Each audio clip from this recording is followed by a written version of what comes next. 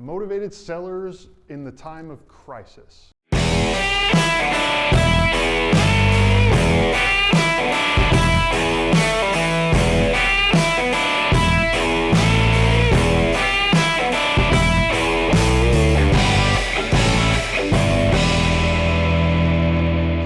Okay, so right now, at the time I'm shooting this video anyways, the country is kind of going through a little bit of a time of crisis with the COVID-19, and it's really stirring people up. They're not sure what's going to happen or what's going to do, but there's plenty of people out there that still want to sell their real estate. Sometimes some people want to sell it even more because of the unsureness. In a time of crisis, people are going to be there's going to be a couple different types of people. Some that are going to be like, oh gosh, what's happening? I need to move now. I got to sell my house while it's still worth money. I got to do it now. Other people are going to be like, okay, we're going to get through this.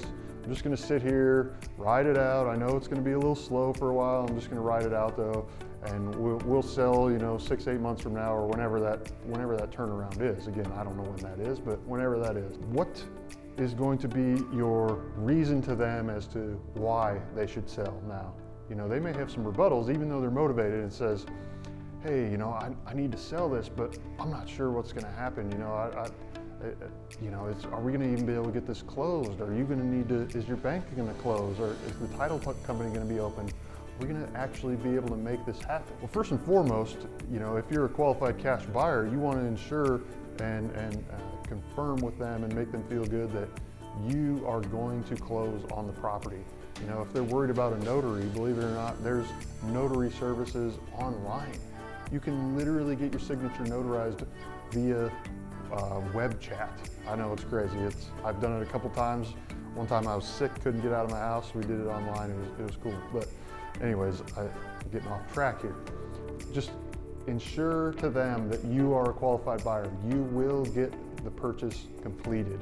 Make them feel comfortable that that is going to happen. That's first and foremost. Now let's talk about how you can get just maybe a slightly better deal with still making it a win-win for them. We're going to take an example of someone that wants to sell their property for $100,000 as an example. Any other day you think, yeah, this is a good deal, but you want to protect yourself a little bit as well too in the time of crisis, and just make that spread just a little bit more. Again, it has to be a win-win for them, but what you're going to say to them is, Mr. Seller, have you seen the news? Do you know what's going on in the world? And of course they have. Everybody has. Everybody knows what's going on. It's probably why they called you in the first place. You say, with the uncertainty that's going on, I'm only going to be able to pay you $80,000 for that property today. I don't know what's going to happen down the road. Now, I can assure you that I'm going to be able to close on that property right now, but then I'm taking that risk of what's going to happen down the road. For all I know, the real estate market could just plummet and fall off, and the property I'm paying you now $80,000 for could only be worth $60,000. He says, oh, well, yeah, I don't know if I can go that low. And you say, it's okay, you give them a time frame that they can accept your offer in. Maybe it's 24 hours. Give them 24 hours to think about it, but they have to have that 24 hours. When you leave them with that offer, with that 24-hour deadline, say to them, now take your time to think about this, but understand that, if we're not able to make this work and move forward, with the uncertainty going on in the world, I don't want you to call me 2 weeks from now and say, hey, I'm ready to sell, and then I come to you and say, well, I'm sorry, I can no longer pay that $80,000. I can only pay the $65,000, or whatever that lesser number could possibly be.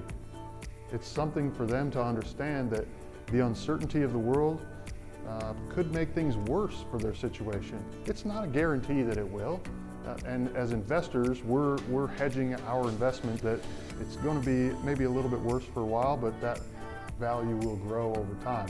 That's where our competitive advantage comes into play, I think. We understand that there may be a down time in the market, but it's going to come out, and we all trust that. So again, say to them, hey, with what's going on in the world right now, I can pay you this. I can take that risk and buy your house, and I can assure you I can get it closed. The difference is that if we can't get this done today or in the next 24 hours while you think about this, I don't want you to call me then later and I then can't get you this $80,000 anymore, as an example. That puts a little bit of pressure on them. It gives them some timeline. It gives them some sense of urgency. Those are all important when you're trying to get a deal closed.